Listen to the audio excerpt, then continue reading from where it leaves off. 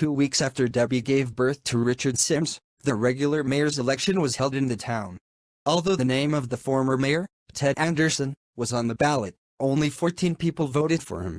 By contrast, over 4,000 townspeople cast their ballots for Sandy Smith, making the election the most lopsided one in the town's history. Sandy, I am so happy that you won this election. Me too. I will now address the people. I wish to thank all of you who came out for me.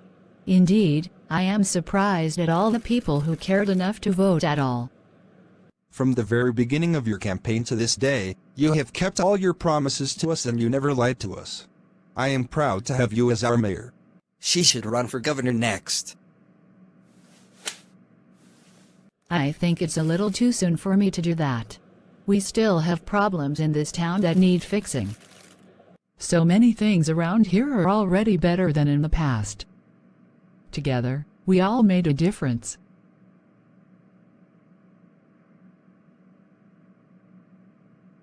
I thought Jessica said you shaved your head.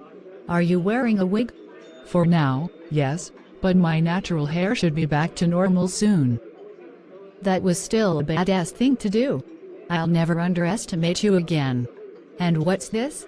Hello, Mother Sandy. Carrie, why are you made up again like your teen self? That was Debbie's idea. Carrie and I were remembering what life was like for us in this town. Before we got married or even became lovers. When most of the town hated us for being ourselves. We fought to be true to ourselves instead of being what others demanded for the sake of their prejudices. And we won. We made friends out of former enemies, we converted an entire church to our side. And now you rule this town. And Carrie and I are mothers, and we would feel safe and proud to raise our son here. Since we refused to change ourselves, we made a town change. And so we reverted once more to how we truly see ourselves. We are both daughters and mothers. And we love each other. I love you and humanity, forever.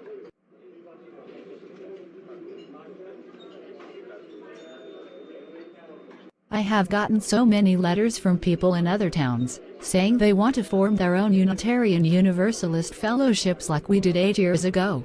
And others say they want to take up the fight to overthrow the bigoted hypocrites running their own towns too. It's like we have started a revolution just by getting the word out about ourselves and what we stand for. That's not surprising, Sandy. I think people everywhere are tired of being lied to and abused by bigots, and now that they see what is possible, they want to make it happen everywhere.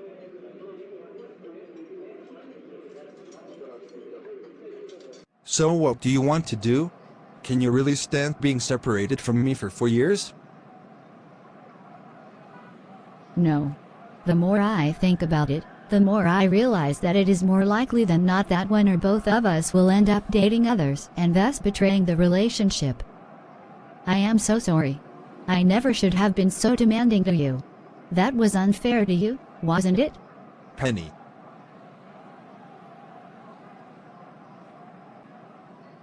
I swear, Penny, even if we never marry, I will always love and remember you. Goodbye, James.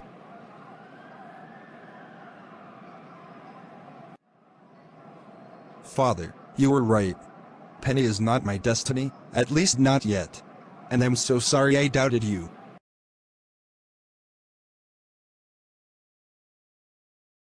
How was Richard tonight? Very good. I only had to change his diaper once while you and Carrie were gone. Was the party fun? It sure was. And here's your payment. Thank you. So, are you going to keep that look? It's cute. No, Carrie and I just did this for tonight. Excuse me.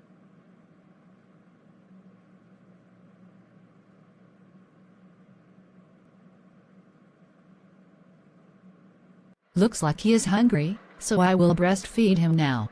You may shower first. Ah, that's better. Your turn, Debbie.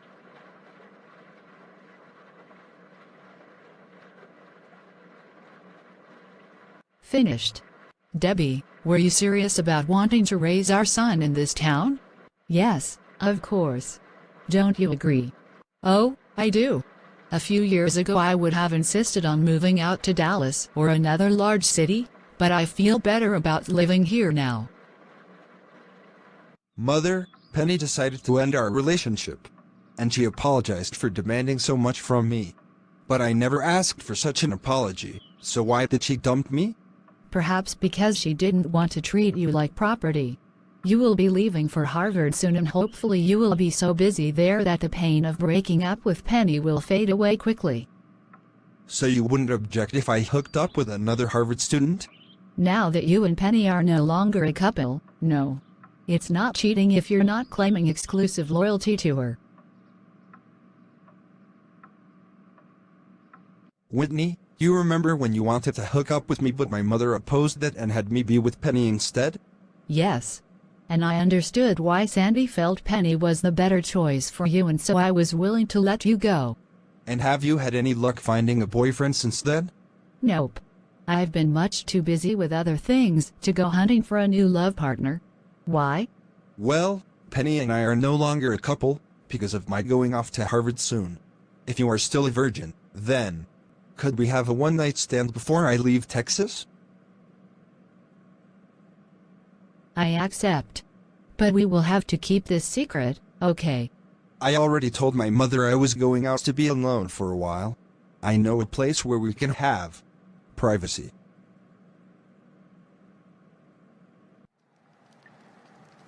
Are you ready? Yes, let's do this. I've been waiting so long for this moment.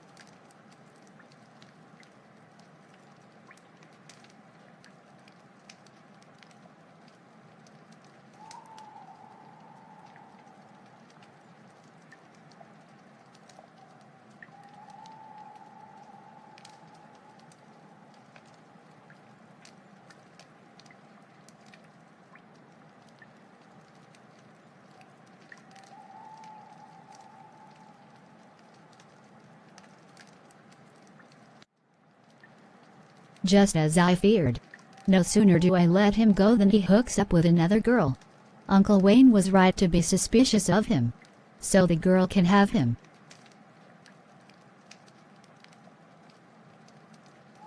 Blissfully unaware that Penny saw him having sex with Whitney in the forest, James now takes a flight from Texas to Boston to attend Harvard University. And waiting to greet him at the airport in Boston is Jonathan Sims. Thanks for coming to pick me up. No problem. Now let's get you to my house. I hope you find this bedroom comfortable. I'm sure I will get used to it. It's the same bedroom I was in when I was your age.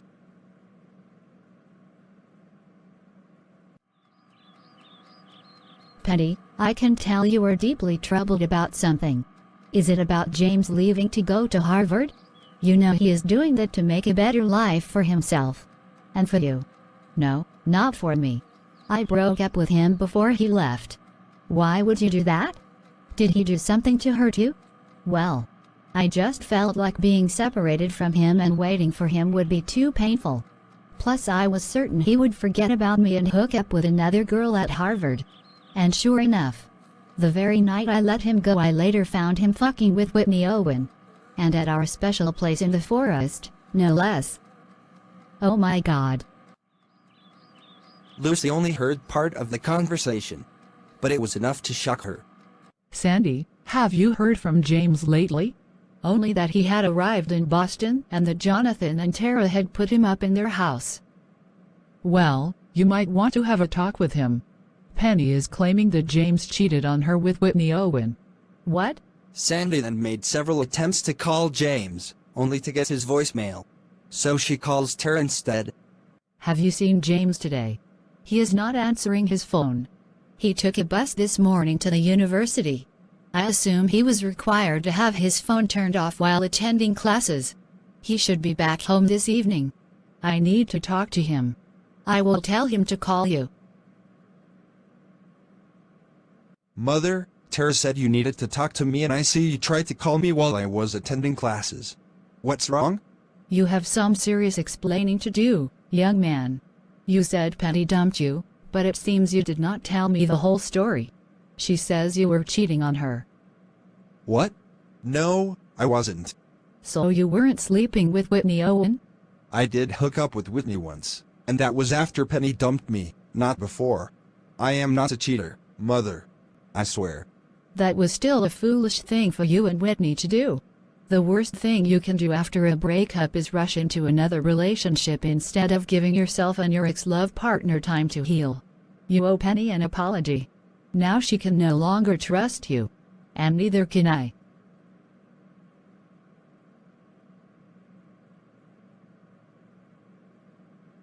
Penny, I just talked with my mother. Is it true you are saying I cheated on you with Whitney Owen? Why would you say that? I saw you two in the forest, naked and on the ground together.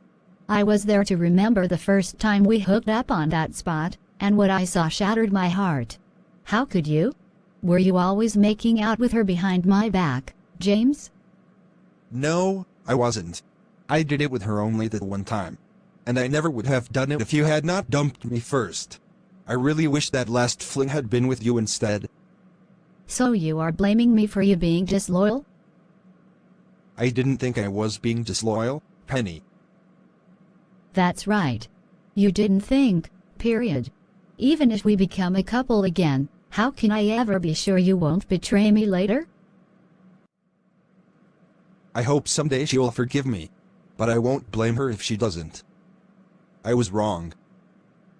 About a month after Richard Sims is born, Debbie decides to resume her modeling career.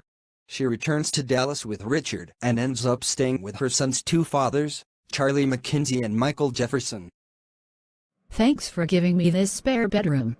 I just wish Carrie was willing to live in Dallas too, but she has become committed to her current job as a cop in the town.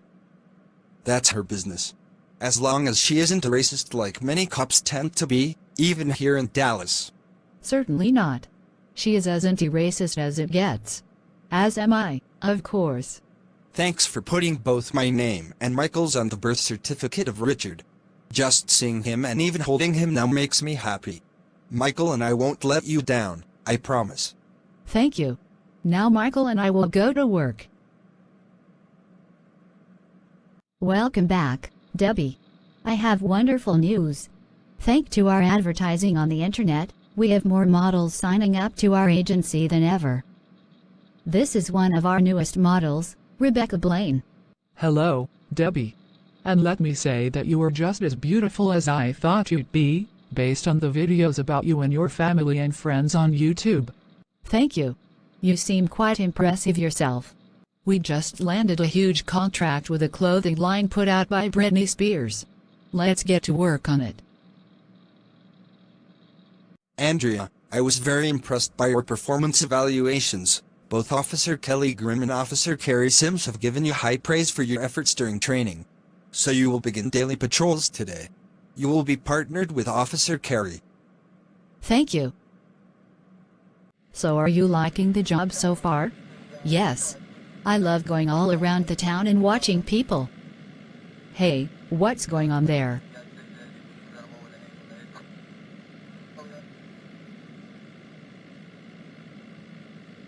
Ted, you may call me a pervert all you want, but I am not the one who took part in a fake protest to disrupt this town. So stay away from me and my parents. We are through with you and your parents. What's going on here? Oh, crap, not you again. Thanks for showing up, Carrie. I was this close to kicking my cousin's ass tonight. Andrea, this is Charlie Wilson. He and Ted Wilson, the one he was arguing with, are cousins, but are totally different. Ted is a right-wing bigot and a sex offender.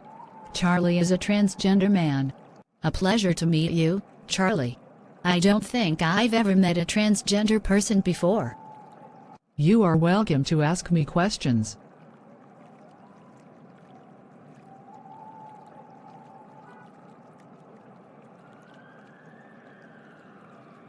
Sandy Smith has to deal with several issues today, as a mayor as well as a mother. Mrs. Smith, here are those reports you asked me to compose. Thank you. Just leave them on my desk and I will read them later. Okay. But is there something wrong? You seem angry. Yes, but if I want to talk to you about it, I will. Right now, I'm trying to stay busy so I won't have to think about my personal problems. Now, dismissed. As you wish. What now? I was not expecting anyone. Robot, answer the door. As you command.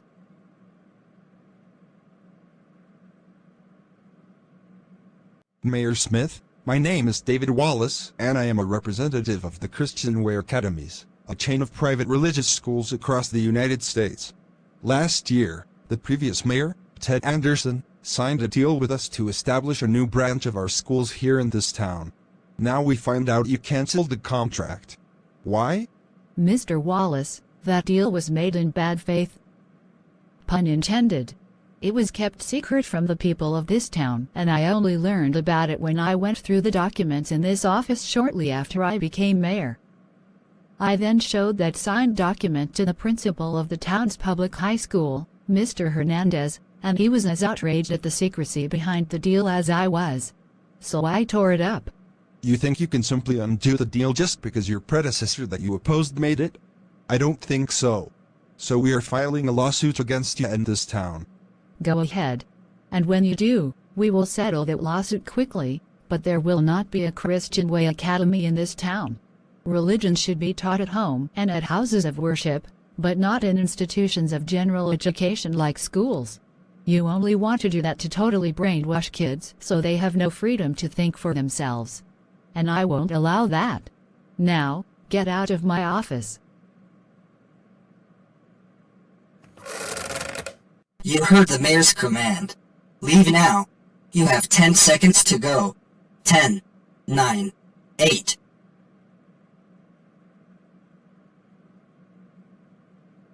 Welcome to the Tuscany Tavern.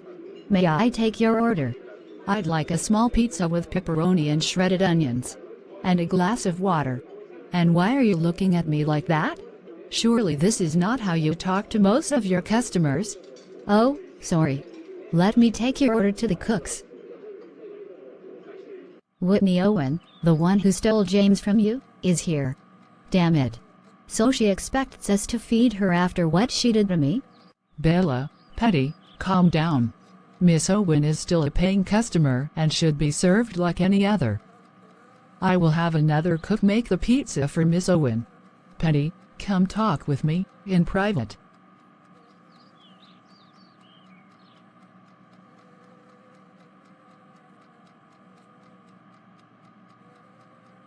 Several years ago, long before Debbie and Carrie became wives, they started out as best friends.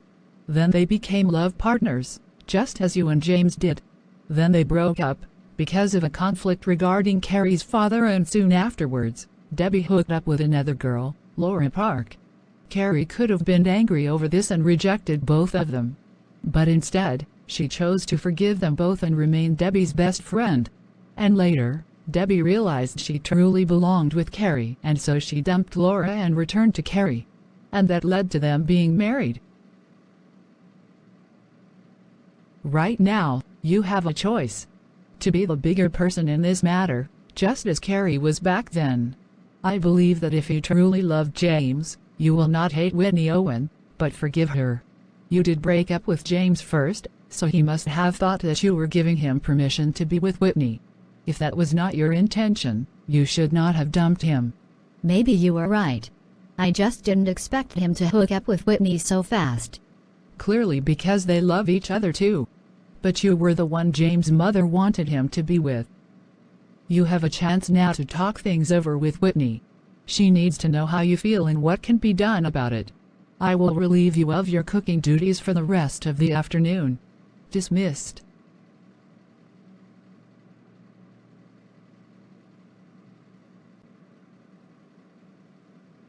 Whitney, we need to talk. Now. Okay, have a seat. So what's going on? It seems quite a few people are looking at me like I'm a leper. You know that I broke up with James before he left for Harvard, right? Yes. I did that so he would feel free to date a fellow student at Harvard, but at the same time I hoped he might return to me eventually. But those hopes were dashed by you. I went into the forest to be alone and I saw you with him that very night. I was so devastated that he seemed to be as much in love with you as he ever was with me. I had no idea. And I feel like I have already lost him to you forever. So that must be why people have been upset around me, including James' mother. Does everyone already know what James and I did? So far, it is me, Bella, Lucy Sims, and Mrs. Smith. And none of us approve of what you did. I am so sorry. I wasn't trying to break your heart. I told James to keep what we did a secret so you wouldn't be hurt by it. But I do love him and I would hope he someday chooses me to be his wife. But he could also choose you instead, and if he does, I can accept it and just be his friend. And yours too. Please, please forgive me, Penny. I don't want you to hate me. All right, Whitney, I will forgive you. And James too. Thank you. You are a much stronger and more beautiful person than me. Maybe I should just let James have you after all. That's up to James. When he comes back to this town, he will have to choose one of us to be his wife. And when he makes that choice, the one he rejects must never try to steal him again. Deal? Yes. You have a deal, Penny.